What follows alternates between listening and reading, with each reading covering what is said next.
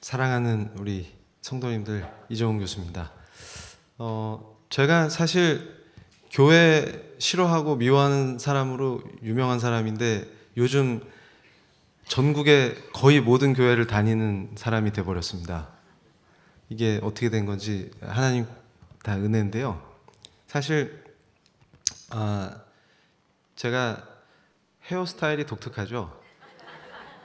그래서 제 지금 헤어스타일 때문에 전직을 많이 추측하시는데 맞습니다. 근데 그때는 머리숱이 많았는데요.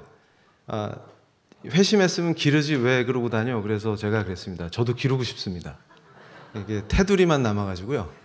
젊은 교수가 테두리만 남겨서 다니면 보기가 안 좋아서 깔끔하게 밀고 다녔더니 교수님 머리를 기르시면 은혜 될 것 같아요. 그런데 하나님 은혜로 안 납니다. 그래서 이해해 주시고요. 근데 제가 오늘 제가 어떻게 예수님 만났나부터 얘기를 하면서 얘기를 시작하려고 그러는데, 사실 제가 과거에 했던 일 중에 제가 2007년에 예수님을 만났는데 2007년이 아마 제가 가장 열심히 어떻게 하면 한국에서 교회를 사라지게 할까, 이게 제 목표였거든요. 그래서 제 청춘을 불살랐는데 교회가 왜 이렇게 싫었을까? 그러면 제가 한번 생각해 봤습니다. 제가 어렸을 때 동네 교회에서 간식 준 거 말고 저한테 잘못한 게 없는데 왜 그렇게 교회가 싫었을까? 그런데 저는 이제 출가해서 수행도 해보고 다시 세상으로 돌아왔을 때 종교자유정책연구원이라는 게 만들어질 때부터 참여를 했고요. 거기서 무슨 활동을 했냐면 어떻게 하면 효과적으로 한국에서 교회가 없어지는 그날을 위해서 열심히 뛰어보자. 그러다가 여러 가지 활동들을 했는데요. 대표적인 것만 몇 개 말씀드리면, 예전에 우리 성도님들 이렇게 고속도로 운전하고 다니시다 보면 지저스 러브즈 유 이렇게 간판이 있었죠. 그게 위헌이라고 주장해서 철거하도록 도왔던 사람이 접니다. 그래서 그게 꼴보기 싫어가지고, 그리고 또 여러 가지 활동들을 했는데 그걸 다 일일이 열거하면은 3박 4일 걸리니까 대표적인 것만 말씀드리면은 2008년도에 아마 성도님들 기억하시죠? 많이 기도도 하셨을 텐데 우리 크리스찬들이 공적 영역에서 열심히 선교하면은 처벌받을 수 있는 법이 있었어요.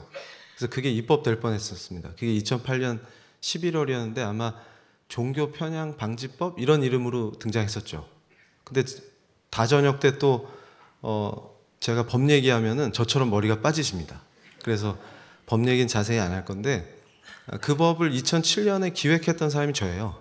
그러니까 제가 요즘 교회를 다니면서 이것도 하나님 은혜다 이렇게 간증하는 것 중에 하나가, 그걸 제가 2007년에 기획을 하고 그 2007년에 예수님 만났어요. 그리고서 2008년에 교수가 돼서 울산대학에 부임을 했는데 바로 그해 11월에 제가 기획했던 법이 실제로 법이 될 뻔했었습니다.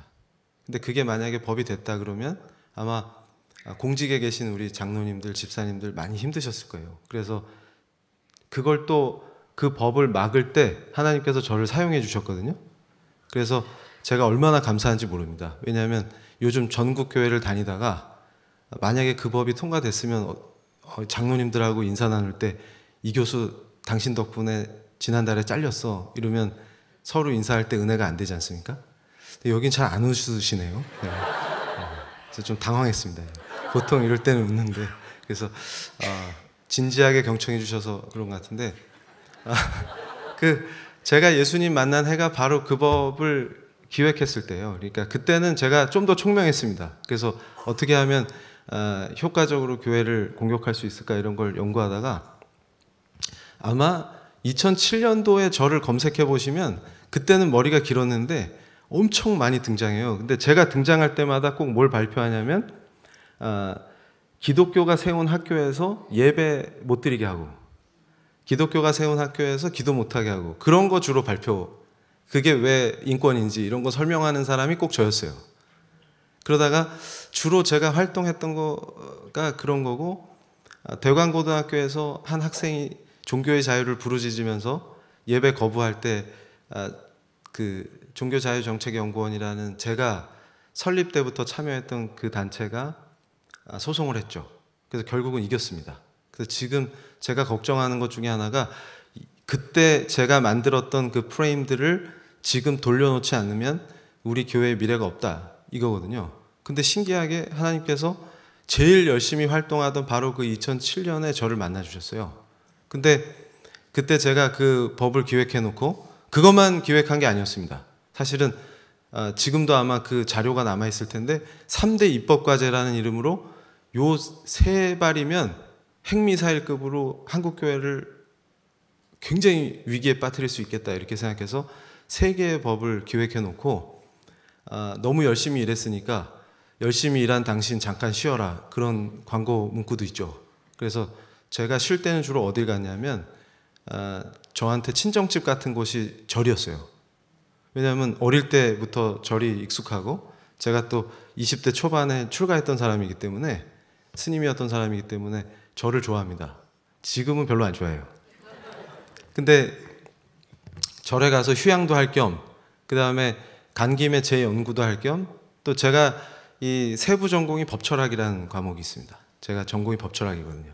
법철학 연구도 할 겸 또 그 3대 입법과제로 부족하고 더 확실하게 교회를 잡는 더 화끈한 걸 하나 해보자 그래가지고 절에 있었어요. 근데 보통 제가 절에 들어가면 마음이 편안하고 즐겁기 때문에 공부가 더 잘 됩니다. 근데 그땐 희한하게 집중이 안 돼요. 그래서 이게 무슨 일이지 그러다가 점점 이 두통이 찾아오는데 아주 기분 나쁜 두통이 있습니다. 그러니까 화끈하게 아픈 것도 아니고 아주 기분 나쁜 두통이 찾아왔었는데 신기하게도 절에서 나와서 멀리 가면은 괜찮아요. 그러니까 다시 돌아오면 또 그러고 그래서 요거를 계속 반복하고 있었습니다. 그러다가 도저히 안 되겠어가지고 집으로 가야 되겠다. 근데 제가 늘 이렇게 교회에 초청받아서 가면은 제 아내가 항상 같이 오는데 오늘은 바빠서 못 왔거든요. 근데 제 아내가 좀 무섭습니다. 지금 안 왔기 때문에 편안하게 말씀드리면 그래서 그때 제가 전화해서 이번엔 좀 이상하다. 근데 집에 가야 되겠다. 그랬더니 아내가 화를 내는 거예요. 아니 그런 나약한 정신 상태로 어떻게 학자가 되겠다고 합니까? 더 열심히 공부하세요. 이래가지고 제가 사정하고 집에 왔습니다. 그래서 한 번만 봐줘. 이번엔 좀 분위기가 느낌이 다르다. 그랬는데 집에 와서 이제 아내가 식사 준비를 할 동안 제가 이제 기다리면서 사실 제가 그 당시에 절에서 나온 뒤에 어떤 사상에 빠져 있었냐면 저는 사실 예수님 만나서 회심하기 전까지 아주 철저한 사회주의자였습니다. 그래서 제가 생각하는 세상, 제가 꿈꾸는 세상 이런 게 한국에 오려면 교회부터 없어지지 않으면 안 돼요. 그냥 교회가 항상 방해 세력이에요. 그러니까 제가 원하는 세상을 만드는데 항상 걸림돌이 교회야. 그리고 꼭 제가 원하는 걸 하자 그러면 반대하는 세력이 꼭 교회였어요. 그러면 이걸 도대체 어떻게 하면 없앨 수 있을까? 이게 제 과제였다는 거죠. 그런데 철저하게 공부를 하면 할수록 이게 더 옳은 거기 때문에 이것과 충돌하는 교회부터 없애지 않으면 이런 세상은 오지 않는다. 그러니까 대한민국이 좋은 나라가 되려면 교회부터 없어져야 된다. 이게 저의 핵심 주제였습니다. 그러다가 제가 그때 종교자유정책연구원이라는 거를 설립할 때부터 참여해서 같이 활동할 때 제 동지들한테 항상 강조했던 게 있어요. 뭐였을까요? 말씀을 읽어라. 왜냐하면 교회를 무너뜨리자고 모인 동지들이 기독교를 모르면 기독교를 어떻게 핍박을 하겠습니까? 그런데 기독교를 알려면 말씀을 읽어야죠. 그래서 제가 말씀을 정말 열심히 읽었습니다. 그리고 동지들에게 항상 권했던 게 말씀은 아침에 읽어야 된다. 왜냐하면 바쁘면 못 읽어요. 그러니까 일단 아침이 되면 말씀부터 읽고 시작하자. 이걸 동지들에게 늘 권했는데 별로 실천을 안 하는데 저는 열심히 했습니다. 그러면서 제가 또 열심히 한 게 2가지였는데 하나는 종교개혁사 공부를 열심히 했어요. 그러니까 진짜 신앙인이 누군지를 찾아야 그걸 공격할 수 있기 때문에 기독교의 역사에서 종교개혁의 역사에 제가 굉장히 몰두했었습니다. 그러다가 또 하나는 뭐냐면 한국에 세워진 교회가 쓰러지려면 한국의 교회가 어떻게 세워졌는지를 알아야 되죠. 그래서 한국 교회사를 열심히 공부했어요. 그러니까 제 일상에서 일어나면 말씀 읽고 시간 나면 종교개혁사 공부하고 한국교회사까지. 그러다 보니까 이게 문제가 생기는 게 뭐냐면 중간중간에 자꾸 은혜를 받습니다. 그래서 이거를 공격하려고 공부를 하다 보니까 자꾸 은혜를 받는 거예요. 그래서 이거 어떡하지 이러다가 제가 섬찟한 공포를 한번 느낀 적이 있었는데 열심히 교회를 공격하기 위해서 공부하다가 어디서 그걸 느꼈냐면 위그노라고 하는 사람들의 신앙생활, 삶과 신앙이 분리되지 않는 그 신앙, 참신앙, 그리고 종교개혁의 역사에서 이 성경책이 얼마나 중요한지를 깨달았어요. 그래서 이게 그냥 책이 아니었구나. 그리고 지금 예수님 만난 뒤에도 내 개인이 이 성경책을 항상 가지고 다닐 수 있다는 것에 대한 굉장히 감사가 있습니다. 그리고 모국어로 말씀을 늘 볼 수 있다는 게, 예전에 이 우리 기독교의 역사에서 존 위클리프라는 분이 영어 성경 나중에 그렇게 박해를 당하시고 영어 성경 화형식을 했었어요, 영국에서. 그리고 얀 후스라는 분이 순교하는 그 장면에서 제가 오금이 저렸던 게 뭐냐면 이런 신앙인들의 모습이 참 신앙인이라면 이러다가 진짜 내가 공격하는 예수님이 하나님이시면 나는 어떡하지? 이런 공포가 확 밀려오는 것이죠. 근데 중간중간에 그런 공포들이 올 때마다 기도를 하는 게 아니고 그러니까 더 열심히 교회를 공격해야 되겠다 이런 생각들을 하게 되는 것이죠. 그러다가 제가 이제 그런 생활을 하고 있으니까 어떻겠습니까? 또 쉴 때는 틈틈이 CTS 시청을 열심히 했어요. 그러니까 시간이 없습니다. 시간이. 왜냐하면 재공부하랴, 교회 공격하랴, 작전 짜랴, 그 와중에 말씀 읽고 종교개혁사 한국교회에서 공부하려니까 시간이 얼마나 없겠습니까? 그러니까 쉴 때도 한국교회를 해야 되니까 CTS를 틀어놓으면 설교를 계속 하지 않습니까? 그래서 제가 목사님들 유형을 다 분류해놨어요. 그래가지고 저분은 A타입, 저분은 B타입 이랬는데 그날도 이제 제가 집에 와서 쉴 때니까 이대로 있으면 안 되지. 잠깐 쉴 때라도 빨리 CTS 켜서 말씀 들어야지. 이러고서 이제 말씀을 틀어놨다가 그날은 이제 제가 선호하는 목사님이 나오셨어요. 지금 이제 누구로 알려지셨는데 제가 이제 공개를 해가지고 그 목사님이 평소에 되게 젠틀하게 설교를 하셨는데 그날따라 약간 오버를 하시면서 죄에 대한 얘기를 하시다가 주님께 저는 죄인입니다. 이걸 자복하는 장면을 약간 드라마틱하게 연기하시듯이 하셨어요. 근데 제가 법철학자이기 때문에 죄라는 말에 더 민감했습니다. 그래서 갑자기 목사님이 죄라는 말을 딱 얘기하실 때 갑자기 뭐가 제 가슴에 와서 박히는 것 같았어요. 그래서 죄? 이러다가 평상시 같았으면 죄인? 웃기고 있네. 목사님이나 잘하세요. 이게 이제 제 스타일입니다. 그래서 이 설교 들을 때 그것처럼 재밌는 게 없어요. 왜냐하면 비판하면서 들으면요 금방 갑니다, 시간이. 그리고 설교는 끝나도 재비판은 계속되기 때문에 한 2시간 갑니다. 그래서 시리즈 비판. 그러니까 제가 전공이 거의 비판인데 비판을 얼마나 좋아했냐면, 그래서 제가 나중에 예수님 만나고 깨달았어요. 이게 어둠끼리 서로 통하는 거였구나. 그러니까 저는 매우 큰 착각을 한 것 중에 하나가 뭐냐면 내가 비판의 강도를 높이고 비판을 잘할수록 내가 의인이 되는 것 같은 착각에 빠지는 것이죠. 그래서 제가 지금은 정확하게 그 본질을 보고 있습니다. 뭐냐면 여기도 어둡다 저기도 어둡다 이렇게 하는 거 있죠. 여기도 어둡다. 그러니까 제가 직업이 교수인데 혹시 여기 성도님 중에 교수님 계시겠죠. 그래서 속으로 한참 어린 교수가 참 애쓴다 이러면서 지금 보고 계실 수도 있는데 우리나라에서 제일 비판 잘하는 그 부류 중에 교수들, 기자들 있겠죠. 그런데 그분들이 주로 하는 게 뭐냐면 여기 어둡다 저기 어둡다 그거 아닙니까? 근데 제가 그때는 그걸 잘하면 잘할수록 제가 의인이 되는 줄 알았어요.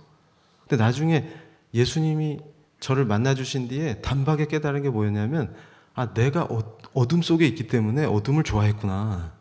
그러니까 여기 어둡지 저기 어둡지 막 지적하면 자기가 의인인 걸로 착각하는데 사실은 본질이 같아서 통하는 거예요.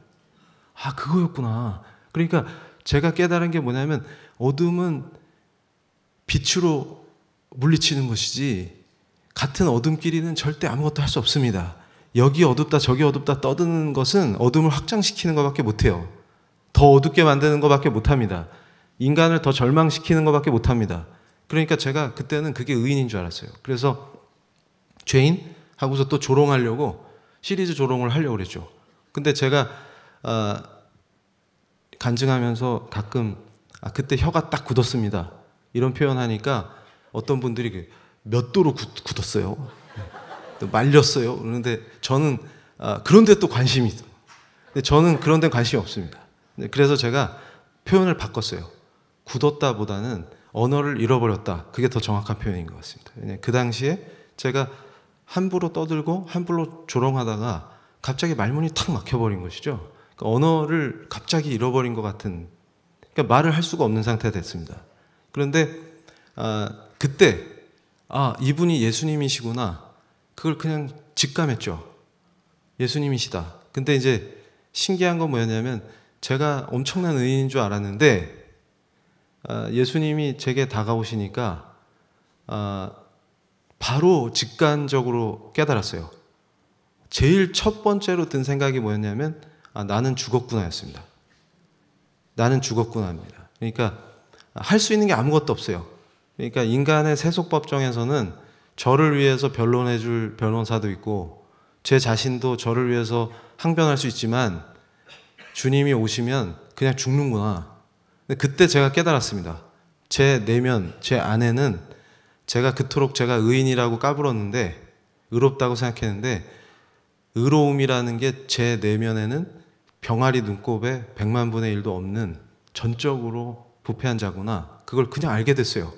그러니까 내가 진짜 철저한 죄인이구나. 그러니까 주님 앞에선 죽는 길 외엔 아무것도 없구나. 그러면서 바닥에 엎드려가지고 벌벌벌 떨었습니다. 그거밖에 할 수 있는 게 없었어요. 아무것도 할 수 없습니다. 그래서 제가 그때 깨달았어요. 주님 오소서, 그 말은 죄인들 입장에선 다 죽자는 얘기구나. 오시면 죽는 거구나. 그 즉시로. 왜냐하면 그분은 그 자체로 선 그 자체시고 정의와 공의 그 자체시고 그분이 기준이시기 때문에 살 수가 없구나. 그냥 그 자체로 죽는 거구나. 한 시공간에 존재하는 게 불가능하구나. 그걸 그냥 깨달아 버린 거죠. 근데 엎드려서 벌벌 떨다가 할 수 있는 게 아무것도 없으니까 계속 그 상태로 있었어요. 그러다가 정신을 차려보니까 움직여지는 거죠, 몸이.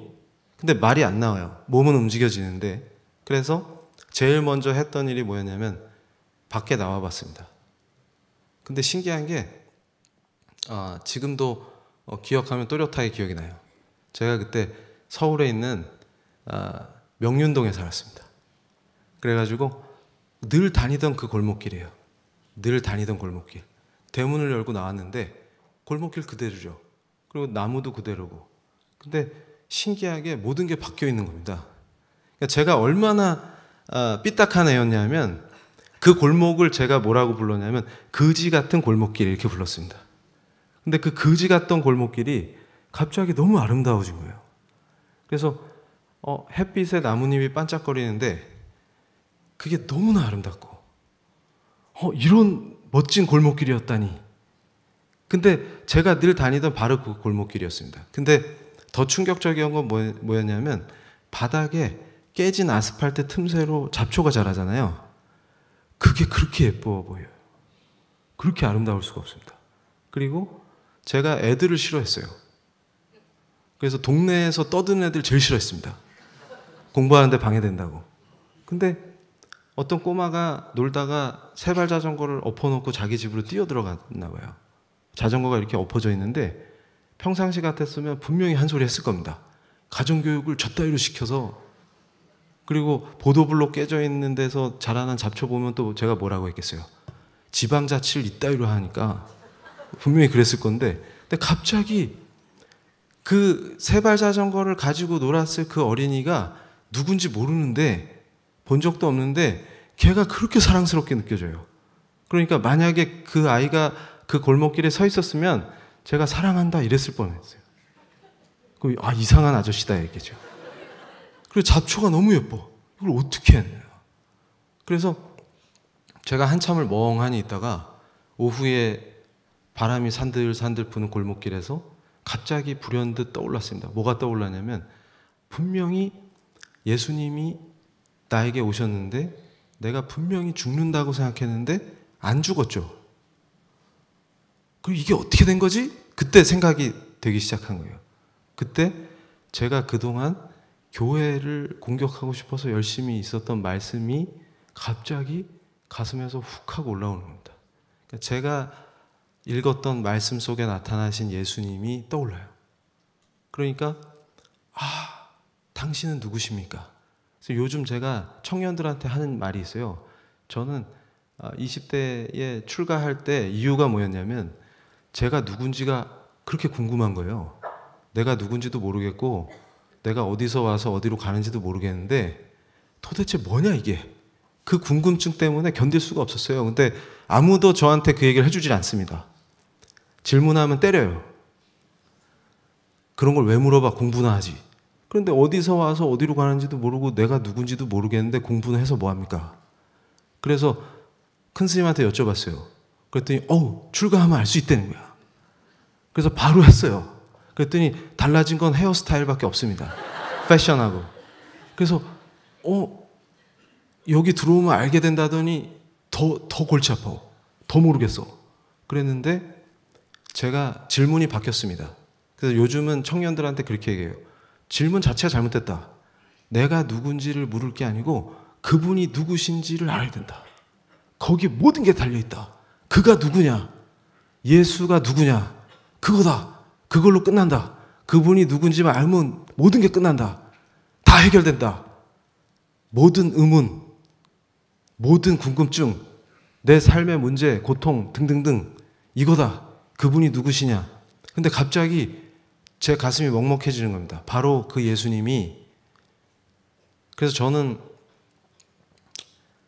워싱턴 DC의 그 바이블 뮤지엄에 갔을 때도 그걸 디자인한 분들을 참 축복했어요. 왜 그랬냐면 예수님을 표현할 때 얼굴을 안 그려놨어. 근데 그게 제 가슴에 그렇게 사무칩니다. 왜 그러냐면 자꾸 제가 기도하고 또 예수님을 그리워하고 사랑을 표현할 때 항상 제 마음속에는 예수님의 발이 자꾸 떠올라요. 그래서 그 흙 묻은 발로 한 명이라도 더 만나주시려고 바쁘게 다니셨겠지. 그리고 그 성경 속에 나오던 예수님이 떠오릅니다. 그 안타까운 마음으로 그 눈먼 자를 눈뜨게 해주시고 그 많은 아프고 상하고 했던 사람들을 만나주시고 했던 바로 그분이 예수님이시구나. 그러면서 제 가슴을 때립니다. 예수님이 왜 그 모진 고난을 다 겪으셔야만 했을까? 그러니까 사실은 나같이 무익하고 부패하고 쓸데라고는 하나도 없는 이런 더러운 죄인이 죽었어야 되는데 왜 우리 예수님이 그 고난을 당하셨을까? 그게 떠오르는 겁니다. 그러면서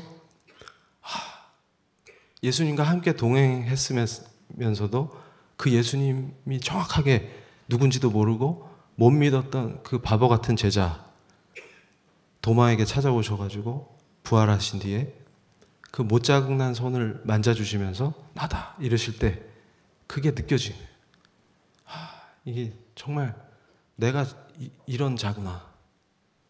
그때 말로 형언할 수 없는 사랑을 체험하게 되는 것이죠. 그러면서 제가 그랬습니다. 아까 예수님 처음 뵀을 때는 말을 잃어버렸었는데 갑자기 말이 회복되면 혀가 풀리고 말을 할 수 있게 됐을 때 제 첫 고백이 뭐였을까요? 나의 주, 나의 하나님. 예수님, 당신은 저의 하나님이십니다. 나의 주님이십니다. 제가 지금부터 영원까지 당신을 따르겠습니다. 그렇게 고백한 것입니다. 그래서 그때부터 제 인생이 완전히 뒤바뀌어 버린 거죠. 그 전까지는 절대로 알 수 없었던 것들. 그러니까 저는 그렇습니다. 지금도 우리 청년들한테 맨날 그 얘기를 하고 다니는데 인간이란 존재가 어떻게 본질적으로 뭔가 허무하고 우울하죠. 그래서 제가 정신이 번쩍 들었던 게 뭐냐면 루터라는 사람이 그런 얘기를 했었어요. 독일 말로 안페이튼겐입니다. 그게 영의 존재론적 우울감 이렇게 설명을 하는데 이게 뭔가 제가 오늘 풀어낼 얘기 속에 있어요. 그러니까 늘 뭔가에 열심히 하고 몰두하고 뭔가를 해도 끝은 항상 뭔가 허무하고 뭔가 허전하고 이제 또 가을이 오죠. 그러면 낙엽이 우수수 거시기 하면 이런 겁니까? 그러니까 그런 상황이 오면은 어때요? 뭔가 마음이 허전하죠. 근데 제가 주님을 만나고서 뭘 깨달았냐면 나를 괴롭히는 그 공허함, 뭔가 본질적인 기쁨이 없는 삶, 내가 잘났다고 까불고 내 지성에 의지해서 까불어봤자 항상 공허함, 이걸 채울 수 없는 그 뭔가, 이게 뭘까 했을 때 그냥 알겠는 거예요. 뭐냐면 창세기 3장 거기에 모든 게 있었구나. 그러니까 나를 만드신 하나님 품을 떠나서는 절대로 인간은 본질적인 자유, 본질적인 기쁨 그거 누릴 수 없습니다. 늘 불안하고 늘 뭔가 허전하고 늘 뭔가 비어있고 뭘 해도 항상 뭔가 부족한, 그러니까 그 품으로 돌아가야 되는데 돌아갈 방법이 없어. 오직 예수의 피, 예수 그리스도 외에는 길이 없습니다. 그러니까 이제 제 삶이 바뀌었죠. 그러니까 오직 믿음, 오직 말씀, 오직 예수, 그거 외에는 길이 없구나. 이렇게 된 겁니다. 그러고서 제가 그동안 고민했던 모든 문제들이 굉장히 쉽게 보이기 시작하는 거예요. 그래서 제가 저주했던 것 중에 하나가 바로 한국이란 나라입니다. 이놈의 나라는 왜 만들어져가지고 불평등, 문제투성이고 오만 대가 다 문제고 이게 뭐 제대로 되는 게 한 개도 없고, 근데 도대체 이놈의 나라는 어떻게 만들어진 거야? 그런데 제가 고통 속에서 깨달았던 것 중에 하나가 요겁니다. 그러니까 이게 에딘버러에 있는 그레이 프라이어스 처치라는 곳인데요. 우리 성도님들도 보이시죠? 저게 이제 뚜껑 없는 감옥, 노천 감옥입니다. 제가 에딘버러 대학에서 연구할 때 제가 열심히 공부했던 종교개혁의 현장들을 답사하고 다니는데 학교에서 가까워요. 그래서 제가 있던 연구실에서 굉장히 가깝습니다. 그래서 산책 겸 저 교회에 자주 갔어요. 저 마당에 서가지고 뭘 떠올렸냐면 바로 언약도들의 순교. 그러니까 저 교회의 뒷마당에 뭐가 있냐면 지붕이 없는 감옥이 있어요. 노천 온천은 아는데 노천 감옥은 처음 봤다.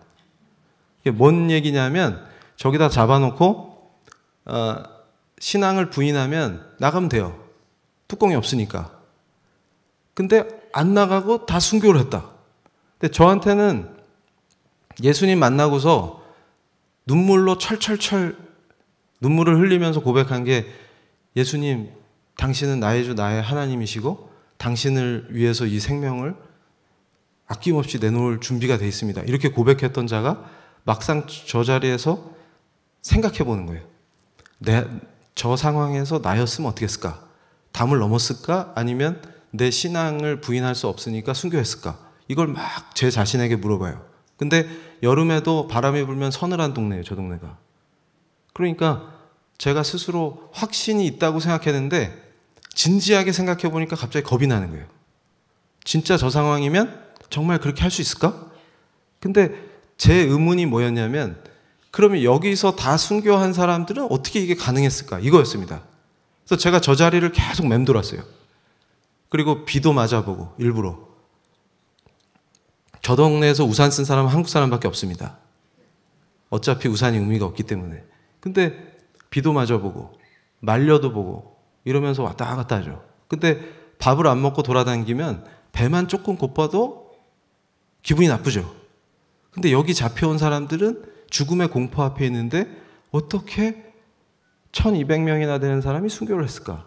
근데 그 생각을 하면서 저기를 계속 맴돌고 기도하면서 그러고 있을 때, 말씀 읽고 묵상하고 이럴 때 갑자기 전기가 오는 것처럼 감동이 되는 게 뭐였냐면, 이 사람들이 그걸 알았구나. 예수님은 영원한 생명이시지. 그리고 바로 그 예수의 영원한 생명을 아는 사람들은 죽음의 공포가 없다. 그러니까 저기서 예수님을 부인하고 담장 넘어가서 생명 연장 해봐야 몇 년 더 살겠어요. 인간의 유한한 삶 속에서. 그거 위에서 담을 넘는 자가 제일 미련한 자지. 왜냐하면 우리 주님 영원한 생명이신데. 그러니까 제가 그렇구나. 우리가 세상에서 합리적이고 똑똑하다는 놈이 제일 바보 같은 놈이었구나. 반대로 제일 미련해 보이는 놈이 제일 똑똑한 놈이었구나. 그러니까 내가 얼마나 미련하고 어리석은 놈인데 스스로 똑똑한 척 했구나. 그게 저기서 그냥 깨져버린 겁니다. 그러면서 다시 한번 제 신앙을 그 예수님 만났을 때 그 감격을 다시 회복하는. 그래서 저는 이걸 봅니다. 오 하나님, 나의 영혼을 구해 주십시오. 오 하나님, 우리나라를 구해 주십시오. 그러니까 에비슨 선교사님이 감옥에 있던 어떤 한 사람에게 성경책을 집어넣어줘요. 근데 감옥에 갇히기 전에는 예수님 안 믿었다는 거죠. 그리고 성경책을 봐도 그냥 뭐 책이네. 서양 선교사들한테 영어 배워가지고 출세하려고 했었는데 감옥에 들어오니까 사형수였거든요. 간수 발자국 소리가 들리면은 갑자기 무서워. 그러니까 어떻게 됩니까? 또 내 차례인가? 그러고 있다가 발자국 소리가 멀어지면 살았다. 이걸 반복하는 거예요. 이 고통과 공포 속에서 빛으로 오신 예수님을 만난 겁니다. 왜냐하면 이제 죽을 목숨이기 때문에 에라 모르겠다 하고 기도를 해버린 거예요. 그래서 평생 처음 기도했다. 진지하게. 그게 뭐였습니까? 오 하나님, 나의 영혼을 구해 주십시오. 오 하나님, 우리나라를 구해 주십시오. 이게 역사적 사건인 것이죠. 그래서 저 때 빛으로 채워지는 것 같았고, 그러니까 깜빵 안이 빛으로 채워지는 것 같았고, 내 마음에 기쁨이 넘치는 평안을 누리면서, 그러니까 제가 요 대목에서 무너지는 겁니다. 그러니까 제가 교회를 공격하고 싶어서 열심히 공부할 때는 이게 그렇게 싫었어요. 마음에 안 들고. 이게 뭐 하는 짓거리야. 그랬는데 예수님 만나고서 이 장면이 저한테 너무 와닿는 거지. 왜냐하면 내가 저렇게 만났거든. 그러니까 빛으로 채워지는 것 같았고 기쁨이 넘치는 평안을 누립니다. 깜빵 안에서 무슨 기쁨을 누립니까? 평안을 누리고. 이게 뭔 역사냐? 그러면서 이거 보세요. 저분이 캐나다에서 오신 제임스 게일 선교사님이죠. 캐나다 출신인데 미국의 북장로교 소속으로 조선 땅에 와서 엄청난 활약을 하신 분이에요. 조선의 풍속, 문화, 언어 열심히 공부하셔가지고. 근데 저분이 기록해 놓은 것 속에 나오는 내용입니다. 벙커 목사님 부부가 바로 감옥에 있는 초창기 우리 믿음의 신앙인들을 멘토링을 해주셨어요. 근데 이분이 증언하는 게 뭐냐면, 제가 참 감동을 받은 게 뭐냐면, 감옥이 뭘로 바뀌어요? 처음에는 기도의 집이었는데 예배당으로 바뀌고 나중에는 신학당이 되었다, 이렇게 고백하죠. 근데 바로 저 인물들이 하나님께서 감옥에서 풀어주신 뒤에 열심히 교회를 세우고 독립운동을 하고 나라를 세우는 데 쓰임받아요. 그러니까 저는 어떻게 생각했냐면, 저 왼수 같은 자들이 예수 믿고 변화된. 그러니까 제가 예수님 만나기 전에 제일 싫어했던 표현이 뭐냐면, 대한의 새 물줄기는 예수 교회라, 그 말이었습니다. 그러니까 그걸 제가 예수님 만난 뒤에 가슴으로 느끼면서 이해한 게 뭐냐면, 이 땅에 복음이 전해지고 선교사들이 순교의 피로 전도하고 이 과정에서 교회가 세워진 것이 얼마나 큰 은혜의 역사고, 그것이 우리의 삶의 방식, 생각의 방식, 새로운 세계를 향한 생명의 물줄기가 터졌다는 말이 뭐구나, 그게 이해가 되는 것이죠. 그런데 충격적인 게 또 등장합니다. 바로 그 게일 선교사님의 고향이 캐나다 온타리오예요. 그러니까 저의 고통은 바로 여기 있습니다. 뭐냐면 이 땅에 목숨을 걸고 와서 복음을 전했던 제임스 게일 선교사의 고향인 온타리오가, 예수 잘 믿는 걸로 유명했던 동네가 어쩌다 이 지경이 됐느냐. 그러니까 지금 성도님들 저걸 보셔야 돼요. 2017년에 무슨 법이 통과됐냐? 바로 자기 자녀가 엄마 나 젠더가 헷갈려. 그러면 그래? 그럼 내일 병원 가서 자르자. 이렇게 해야 인권이에요. 근데 그렇게 안 하면 자녀가 부모를 문제 삼으면 위탁 가정으로 보내서 자녀를 뺏는 거죠. 부모한테서. 근데 보통 정상적인 부모 같으면 어떻게 하겠습니까? 엄마 내가 좀 헷갈려요. 그러면 야, 다 자랄 때까지 기다려보자. 이게 정상적이겠습니까? 아니면은 그래 내일 가서 자르자가 정상적입니까? 지금 이해가 안 되신가요? 그래가지고 바로 그 게일 선교사의 고향에서 저는 캐나다에서 저 법이 논쟁을 할 당시에 뭘 생각했냐면 분명히 캐나다인들이 제정신이고 정상적인 사유를 할 수 있는 사람들이라면 다른 법은 몰라도 저 법만큼은 통과시키지 않을 것이다 기대했습니다. 근데 제 기대는 헛되고 결국 통과가 됐죠. 그러니까 무슨 얘기냐면 내 젠더를 트랜스 하겠습니다 라고 주장했을 때 안 돼 라고 하는 부모는 자녀의 인권을 침해하는 자이기 때문에 그 자녀를 뺏어서 위탁 가정으로 보내서 수술을 받을 수 있도록 지원하는 것이 인권입니다. 저게 지금 우리에게 게일 선교사를 보내준 선교사님의 고향의 현실이에요. 도대체 이게 어떻게 가능한 것이냐? 뭔가 이상하지 않습니까? 여기서 충격을 받아야 된다는 것이죠. 그래서 이건 제가 쓴 책인데 저는 이렇게 정리했습니다. 제가 처음에 말씀드렸던 것처럼 루터가 깨달은 거, 영의 존재론적 우울감. 하나님 품으로 돌아가지 않은 인간은 항상 뭔가 허전하고 소외감을 느낀다. 근데 그 소외를 붙잡고 인간들을 한 방향으로 몰고 간 사람들이 있어요. 인류의 역사에서. 누굽니까? 그래서 제가 오늘 이 강의하기 전에 우리 교회 목사님들께 여쭤봤어요. 우리 성도님들 수준이 높으시니까 편하게 하셔도 됩니다. 그래서 제가 편하게 하겠습니다. 포이어바흐라는 사람이 있어요. 들어보셨죠? 그 사람이 쓴 책이 뭡니까? 기독교의 본질이에요. 제가 회심 전에도 그 책을 열심히 읽었고 회심 후에도 읽었습니다. 근데 2번 다 충격을 받았어요. 뭐냐면 거기서 전하는 메시지가 창세기 3장과 일치합니다. 무슨 말이냐? 기독교의 본질에서 포이어바흐가 한 얘기의 핵심을 한마디만 줄여봐. 그러면 뭡니까? 왜 왕의 자리를 네가 차지하면 되는데 너 소외감 느끼지? 너 뭔가 허전하지? 뭔가 공허하지? 그 이유를 말해줄까? 네가 왕좌에 앉으면 되는데 왜 하나님께 왕자를 내드리고 네가 종노릇하니까 거기서 모든 문제가 발생하는 거야. 그게 거기 있습니다. 이해가 되세요? 똑같은 얘기 한 놈 또 누구 얘기해 줄까요? 네덜란드에서 아브라함 카이퍼 박사님이 총리하실 때 카이퍼를 죽여야 한다. 아브라함 카이퍼가 목사님 출신이죠? 20세기 초에 혼란에 빠진 네덜란드를 구하고 말씀의 기초에서 제대로 된 하나님의 도덕적 통치를 바라는 그걸 갈구했던 아브라함 카이퍼를 죽여야 한다 했던 얘기들이 아나키스트들이 미하일 바쿠닌이 뭐라고 그랬습니까? 그때 또 똑같은 얘기를 했어요. 마르크스를 예비한 자가 포이어바흐 맞죠? 맞아요? 교회를 잘못 찾아왔나? 맞죠? 제가 뭘 깨달은지 아십니까? 메시지 동일하다. 동일한 메시지를 전한 자가 있다. 어디에 나와요? 창세기 3장에 나옵니다.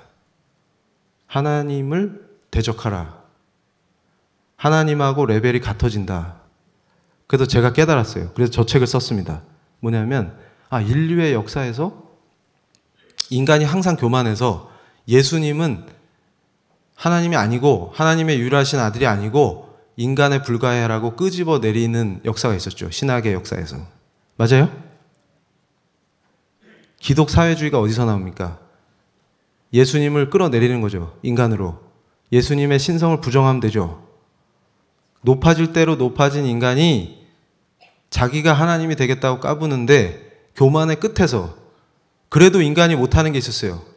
뭐냐면 태어날 때 정해진 성별은 자기 마음대로 못 바꿨습니다. 그런데 이제 어떻게 됐어요? 아예 50 몇 개가 있는 것 중에 내가 하나 고르면 되는 세상이 맞죠? 이게 뭘 의미하는 겁니까? 이 이데올로기의 정체는 뭘 것 같습니까? 바로 그 자체로, 그러니까 제가 숨을 쉴 수 없었던 게 뭐냐면 공부를 하다가 이걸로 판이 짜져서 법이 바뀌면 바로 이 세속 국가에서 사는 사람은 태어나서 자라는 과정에서 자기가 원하든 원하지 않든 자동으로 하나님을 대적하게끔 만드는 정치 체제가 등장했구나. 인류 역사에서 그냥 내가 태어났어요? 그러면 선택의 여지 없이 그냥 나서 자라는 과정에서 숨만 쉬고 있어도 그냥 그 자체로 하나님을 대적하는 것입니다.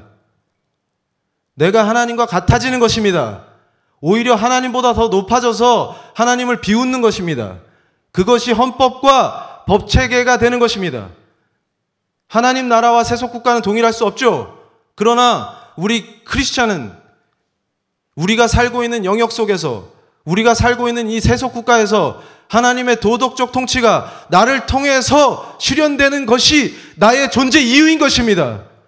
그런데 숨만 쉬고 있어도 자동으로 하나님을 대적하게 되는 정치가 등장하는구나.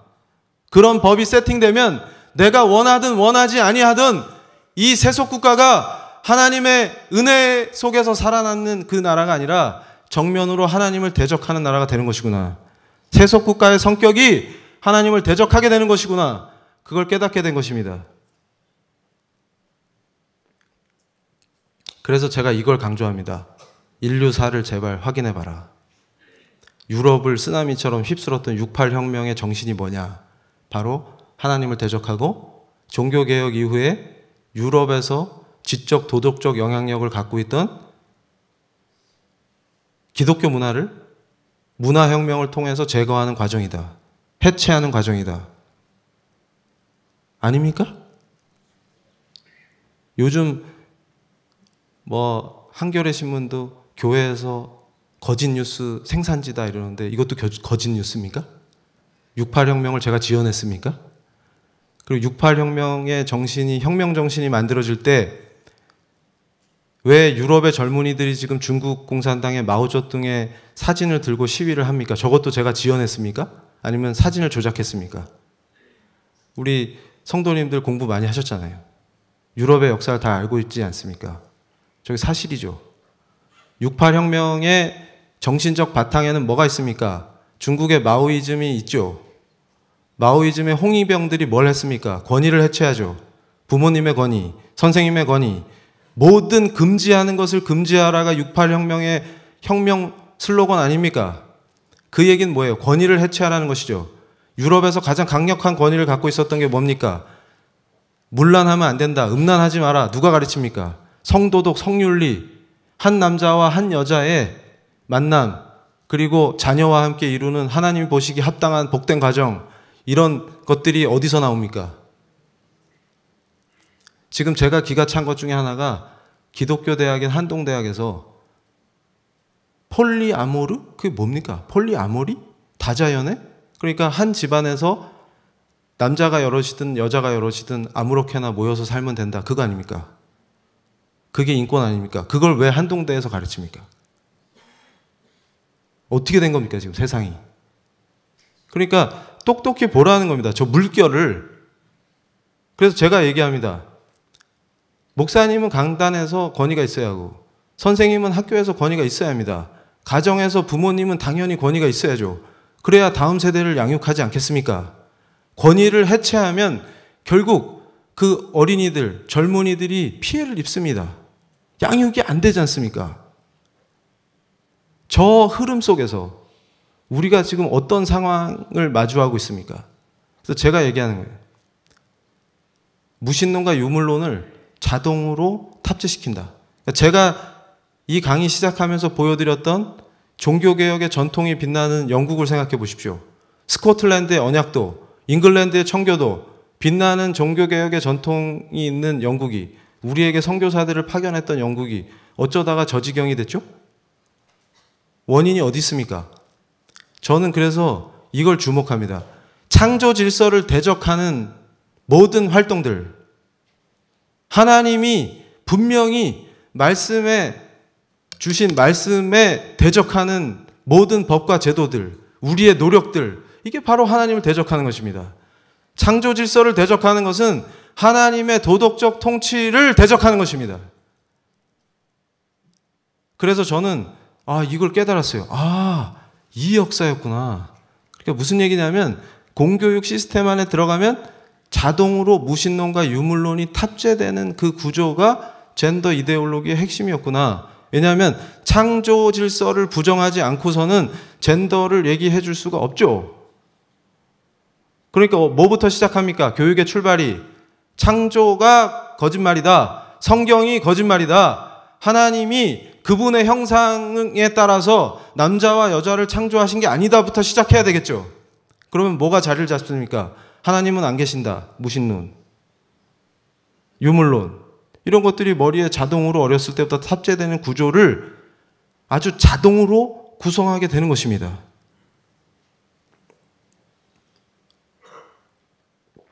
그럼 저는 믿습니다. 뭐냐면 지금 신학계에서조차도 이 말씀의 권위에 대해서 부정을 하거나 말씀을 의심하려고 하는 분들이 많이 등장하셔서 힘을 얻고 계신데, 저는 바보라서 이 말씀은 굳게 믿습니다. 이 외엔 답이 없습니다. 오직 말씀입니다. 예수님을 어떻게 압니까? 말씀을 통해서 압니다. 말씀 외에서 딴 걸 찾는 거는 다 잘못된 길로 인도가 됩니다. 말씀에 근거 없는 건 안 합니다. 절대로. 말씀에 있는 건 저는 100% 믿습니다. 하나님 말씀이시기 때문에 그렇습니다. 제가 그걸 깨달았어요. 말씀에 대적하는 이것을 바로 정치와 법으로 구성하고 조직화하는 흐름이 인류 전체를 덮치고 있구나. 이 흐름에 한국이 지금 노출이 되고 한국도 이 흐름에 접수당하는 과정을 겪고 있구나. 그럼 저는 그렇게 생각합니다. 저는 크리스찬이기 때문에 그거 용납할 수 없습니다. 네가 뭔데? 저는 크리스찬입니다. 그래서 이것과 맞설 것입니다. 결국 힘이 붙여서 무너지면 그 안에서 당할 핍박을 받는 게 우리의 역사입니다.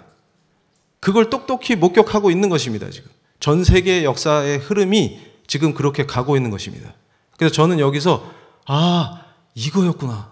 창세기 3장에서 그때부터 시작해서 지금까지 변함없이 크게 두 줄기의 물줄기가 흐르고 있구나. 예수 생명의 길. 그리고 그렇게 해서 예수님 만나서 주님 품에, 주님을 통해서 처음에 분리됐던 아버지 하나님 품으로 돌아가는 그 멋진 구원과 생명의 길, 그걸 어떻게 해서든지 해박 놓고 이탈시키고 못 잡아먹어서 안달인 길, 이 두 역사구나. 그걸 보게 되는 것입니다. 그러니까 뭐냐면 출발이 같아요. 너 우울하지? 너 소외된 것 같지? 여기서 출발합니다. 근데 한 분은 우리 주님이시고 한 분은 주님으로부터 이탈시키는 그 역사인 거죠. 그러니까 하나님을 대적하는 것이 세속국가의 법과 정치로 구성되는 그 정점에 지금 와 있다. 그것입니다. 근데 이 흐름이 도도하게 어떻게 만들어지는지를 우리 크리스찬들이 알고 있어야 된다는 것이죠. 그래서 유서 깊은 교회가 맥도날드로 변하고 이제는 크리스찬이 소수자로 전락해서 핍박을 받는 영국 교회의 현실을 봐야 된다. 근데 저게 언제부터 시작됐냐? 아까 제가 캐나다의 온타리오주 사례를 보여드렸죠? 그 법이, 그런 말도 안 되는 법이 어떻게 통과됐을까요? 전 단계로 혐오 표현을 규제한다. 이것이 법으로 됩니다. 그럼 어떻게 돼요? 반대하면 혐오자가 돼요. 나는 그 법 반대한다. 이러면 혐오자가 돼요. 그러니까 교회의 입을 막아버리는 거 먼저 합니다. 이해가 되세요? 그 교회의 입을 막은 다음에는 편안하게 비판을 못하죠. 반대를 못하죠. 그럼 법이 통과돼 버리는 거예요. 이미 반대할 교회의 입을 다 막아버렸거든. 영국도 같은 신세다 이겁니다. 그래서 심지어는 기독교에 감염됐다라는 표현이 공문서에 등장하기 시작했죠.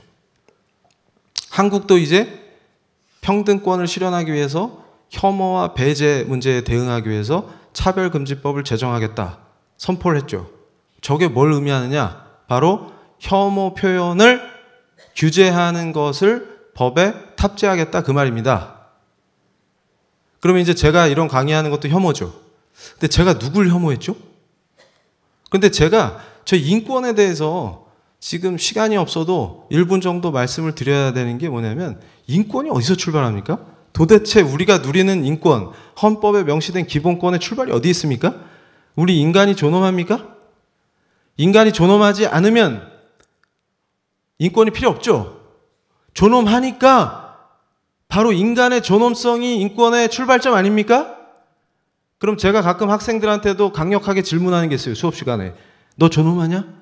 그럼 부정하는 학생 한 명도 없습니다. 다 존엄하다 그래요. 그러면 제가 꼭 질문합니다. 왜 존엄한지 설명해봐요. 왜 존엄한데? 그럼 머리를 굴리죠. 머리를 굴리죠. 그러면 책 좀 읽었다는 애들이 머리를 뒤집니다. 그러면서 내가 존경하는 막스 선생님이 분명히 인권에 대해서 말씀하셨을 것 같은데? 택도 없습니다. 막스가 인권을 얘기했을 가능성이 1도 없죠. 유물론인데 인간이 왜 존엄한지 설명할 수 있습니까? 제가 바보죠. 이해가 되세요? 막시스트인데 어떻게 인간의 존엄성을 설명할 수 있습니까? 그럼 조금 더 똑똑한 애가 생각하겠죠. 그래, 나 칸트도 배웠어. 인간은 자율성이 있고 이성이 있는 존재니까 존엄하지. 그럼 제가 바로 반격에 들어가죠. 근데 너는 수학 빵점 맞았잖아. 근데 요즘 시험만 보면 100점 맞는 놈이 나타났다. AI, 인공지능이 나타났다.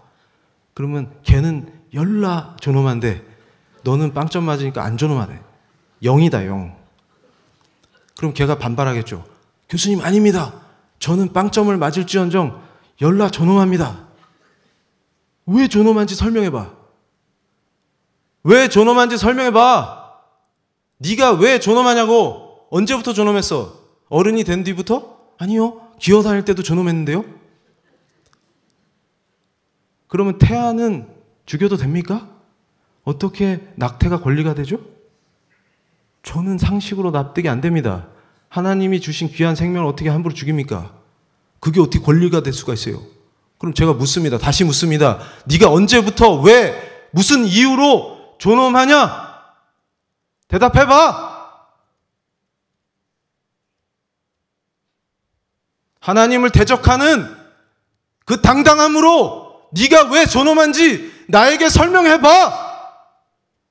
네가 그렇게 똑똑하면 말을 해봐. 제대로 대답하는 놈 없습니다. 유일한 이유는 그분의 형상으로 그분이 우리를 만들어 주셨기 때문에 그 이유 외엔 찾을 길이 없습니다. 근데 제가 깨달았습니다. 모든 유물론의 출발은 어디 있습니까? 하나님이 만드신 피조 세계에 바로 그 전능성, 창조주의 전능성을 피조 세계에 부여하는 것입니다. 올마이티가 어디 있습니까? 피조된 세계에 있다고 얘기하는 거 아니겠습니까? 그게 뭘 의미합니까? 인간도 자연의 일부이기 때문에 특별할 게 없다는 거 아닙니까? 그 흐름 속에서 오히려 인간 존재의 존엄성을 낮추는 길이 어떻게 인권이 될 수가 있습니까? 그것이 우리를 어떻게 속이고 있습니까? 제가 아까 68혁명을 말씀드렸죠. 히피 문화가 약에 취해서 백주 대낮에 사람들이 모두 보는 공간에서 집단적으로 성관계를 가질 수 있는 존재가 아닙니다. 인간은. 왜냐하면 하나님께서 귀하게 만들어주셨기 때문에. 근데 언제부터 우리 인간이 그런 부끄러움 수치를 잃어버렸습니까?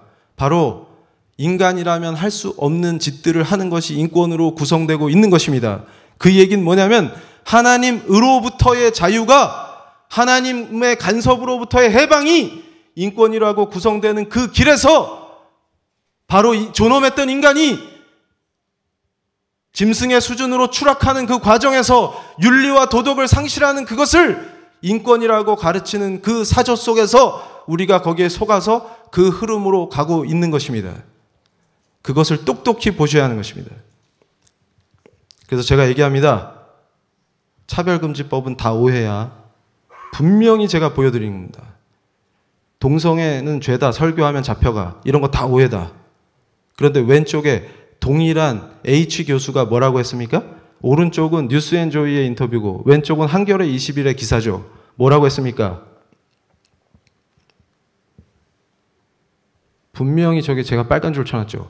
영국의 공공질서법을 한국에 적용하면 반대 세력의 발언 중 일부가 처벌될 것이다. 아까는 오해라고 그랬는데 여기서는 처벌되는 걸 밝히고 있네요. 제가 시간이 없기 때문에 영국의 공공질서법, 그리고 길거리 전도에서 그 법이 적용돼서 처벌된 사례, 이런 거 다 보여드리겠습니다. 시간이 없으니까 정리합니다. 그래서 혐오를 처벌하는 조항이 탑재되면 결국은 이 두 분의 복음주의자들은 처음에 벌금형에 처해졌지만 항소를 해서 무죄 판결을 받았습니다. 그런데 문제는 뭐냐면 그 과정에서 크리스찬들이 위축되죠. 아, 잘못 얘기하면 처벌받을 수 있다. 위축되죠. 이게 바로 표현의 자유가 위축되는 위축 효과입니다. 혐오 표현을 규제한다라는 그럴듯한 명분으로 표현의 자유를 억압하게 되면 바로 그 사회는 표현의 자유가 억압되고 크리스찬의 종교의 자유가 억압되는 곳으로 가게 돼 있습니다. 캐나다와 영국이 바로 그런 과정을 겪었죠. 미국도 반쯤 미쳐가다가 지금 크리스찬들이 반전을 이루고 있습니다. 왜 그럽니까? 가능한 이유가 뭡니까? 표현의 자유를 지켰기 때문입니다. 많은 어려움 속에 처해 있지만 미국의 크리스찬들도 세계적인 흐름을 온몸으로 막아내고 있는 그 과정에 있지만 그게 가능했던 것은 무엇입니까? 바로 표현의 자유를 지켰기 때문입니다. 그래서 저는 오늘 이 교회에서 선포합니다. 이게 얼마 전에 인천에서 퀴어 축제 반대 발언하셨다가 수갑차고 잡혀가는 목사님 모습인데요. 사모님한테 나 괜찮아 보여주려고 일부러 저렇게 웃으시면서 포즈를 취했다고 합니다. 저는 분명히 오늘 이 자리에서 말씀드립니다. 표현의 자유, 우리 크리스찬의 종교의 자유는 양보할 수 없는 우리의 권리다. 이걸 양보하고 침묵하면 결국은 우리가 마음껏 전도할 수 없는 그런 사회가 도래한다. 그리고 우리가 마음껏 말씀을 선포할 수 없는 사회가 도래한다. 분명히 자각해야 합니다. 이건 허위사실이 아닙니다. 그래서 오늘 제가 이 자리에서 끝으로 말씀드리고 싶습니다. 제가 만난 바로 그 예수님, 그분만이 진리라는 그 당연한 복음을 우리는 당당하게 선포할 수 있어야만 합니다. 어떤 곳, 어떤 상황에서도 두려움 없이 설령 저런 법들이 만들어져서 우리가 박해를 받고 핍박을 받는다 하더라도 우리는 결코 포기하지 않고 예수님만이 진리라는 그 당연한 복음을 선포하고 전도할 것입니다. 모든 민족, 모든 인종, 모든 국가가 예수를 주로 시인하는 그날까지 우리의 사명은 멈추지 않을 것입니다. 우리의 대한민국은 예수 믿고 변화된 위대한 선각자들이 세운 나라고, 이 나라 속에서 대대손손 어머님의 무릎에서 아버지의 따뜻한 음성 속에서 말씀을 듣고 함께 찬양하며 함께 교회에 출석해서 예수님을 찬양하는 그런 가정은 대대손손 계속될 것이며, 교회로 넘쳐나고 북녘 땅의 동포들조차도 우리와 함께 자유롭게 찬양하고 예배할 수 있는 위대한 우리의 역사는 여기서 멈추지 않을 것입니다. 우리 위대한 모든 사람이 예수 만나서 구원받는 구속의 역사는 여기서 결코 멈추지 않을 것입니다. 감사합니다.